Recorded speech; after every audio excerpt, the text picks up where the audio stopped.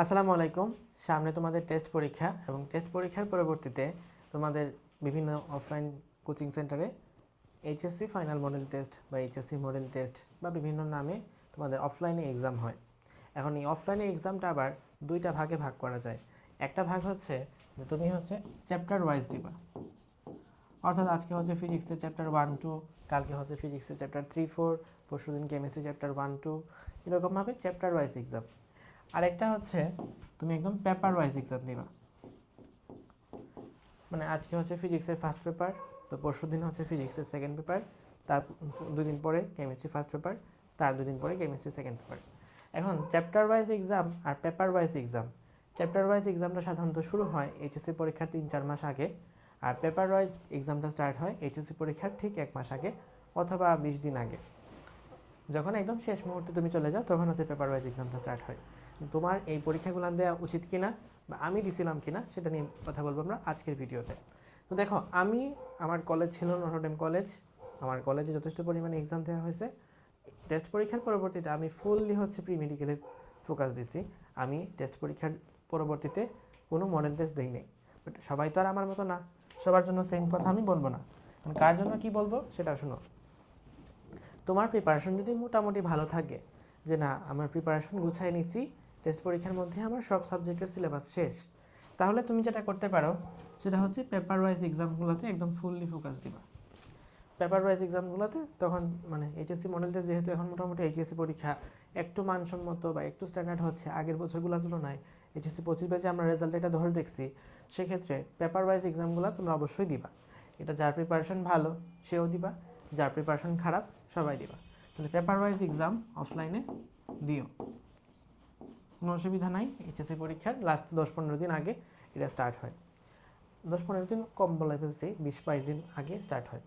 আর হচ্ছে chapter wise exam, chapter wise exam যেটা, এটা হচ্ছে ধরো আজকে ফিজিক্সের ফার্স্ট পেপারের প্রথম 2টা অধ্যায়, কালকে হচ্ছে কেমিস্ট্রি ফার্স্ট পেপারের প্রথম 2টা অধ্যায়, এরকমভাবে চ্যাপ্টার ওয়াইজ এক্সামগুলো হয়। কারণ এইভাবে যদি তুমি পড়তে যাও তাহলে যেটা সমস্যা, তুমি তোমার গ্যাপটাকে কাভার করতে পারবে না। ধরো একজন ফিজিক্স খুব ভালো পারে কিন্তু কেমিস্ট্রি তার সবগুলো অধ্যায় ঝামেলা, কারণ সে ফিজিক্সের আগেও পাচ্ছে একদিন, কেমিস্ট্রির আগেও পাচ্ছে একদিন, তাহলে এই যে তখন যে পড়তেছে তখন কিন্তু অধ্যায়গুলো গ্যাপ কাভার করার সুযোগ হচ্ছে না। এই জন্য আমার কাছে মনে হয় যে চ্যাপ্টার ওয়াইজ এক্সামটা খুব বেশি মানুষের দেওয়া উচিত না। মানে তুমি যদি মনে করো না আমার এইচএসসি পরীক্ষার দিকে অনেক বেশি ফোকাস দিতে হবে, এইচএসসি পরীক্ষার রেজাল্ট আমার এমনিতেই, আমার সিলেবাস শেষ হয়েছে, কিন্তু এইচএসসি পরীক্ষার দিকে আমি আরও বেশি কনসেন্ট্রেট করতে চাই, বা আমি হচ্ছে একটা নির্দিষ্ট টাইম এলোকেট করতে চাই চ্যাপ্টার ওয়াইজ এক্সামের প্রতি, যাতে অন্তত আমার প্র্যাকটিসটা থাকে, তাহলে go for that. But chapter wise exam দুই শ্রেণীর মানুষের জন্য দেওয়া উচিত না। এক, যারা প্রি মেডিকেল করতেছে, দুই, যাদের সব কিছু শেষ হয় নাই, তাহলে ইনকমপ্লিট প্রিপারেশন। না, আমার কাছে মনে হয় যে ইনকমপ্লিট প্রিপারেশনওয়ালা মানুষই বাংলাদেশে ম্যাক্সিমাম। তো এখন দেখো, তুমি যখন প্রি মেডিকেলের সাথে এইচএসসির বোর্ড রিভিশন দিবা, বোর্ড রিভিশনের জন্য ক্লাস করতে পারবা, পড়তে পারবা, কিন্তু পড়াটা কিন্তু তোমার সেম হচ্ছে না। কেন সেম হচ্ছে না? যেমন ধরো প্রি মেডিকেলে আজকে তোমার ক্লাস ছিল গুণগত রসায়ন, ওকে,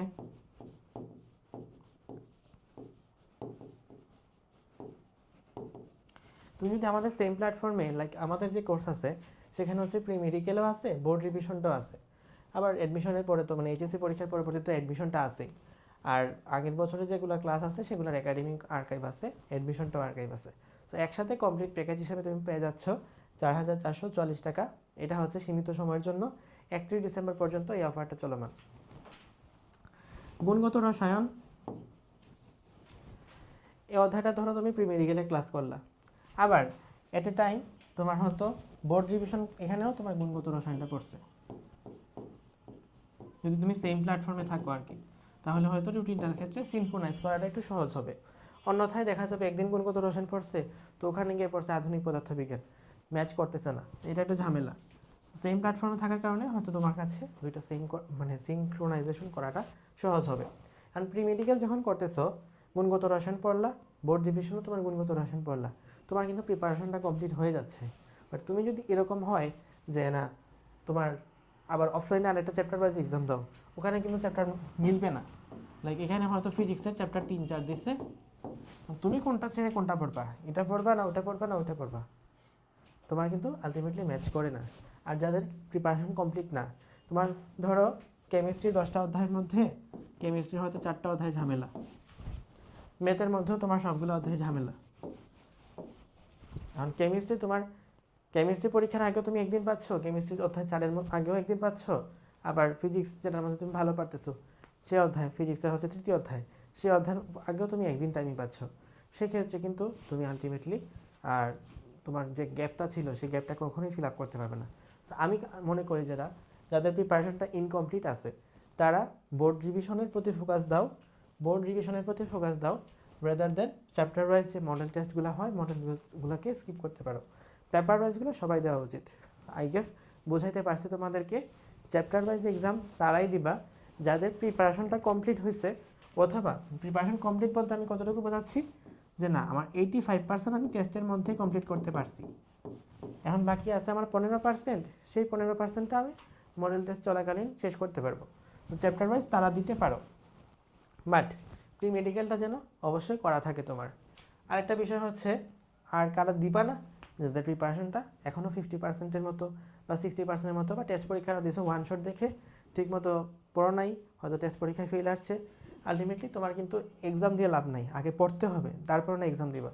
আর হচ্ছে যাদের প্রিপারেশনটা খুব ভালো আছে, যে মনে করতেছো না আমি তো পরীক্ষায় যদি বসি এইচএসসি পরীক্ষায় আমার এ প্লাস নিয়ে টেনশন করতে হবে না, তারা এই যে চ্যাপ্টার ওয়াইজ এক্সামগুলো স্কিপ করে প্রি মেডিকেলের দিকে খুব ভালো ফোকাস দিতে পারো। তাহলে যেটা হবে তুমি প্রি মেডিকেলেই তোমার মেডিকেল সিলেবাস একবার আমাদের সাথে কমপ্লিট হয়ে যাবে। That's all. আশা করি বুঝতে পেরেছো যে মডেল টেস্টগুলোতে তুমি কীভাবে টাইমটাকে ইউটিলাইজ করবা। আসসালামু আলাইকুম।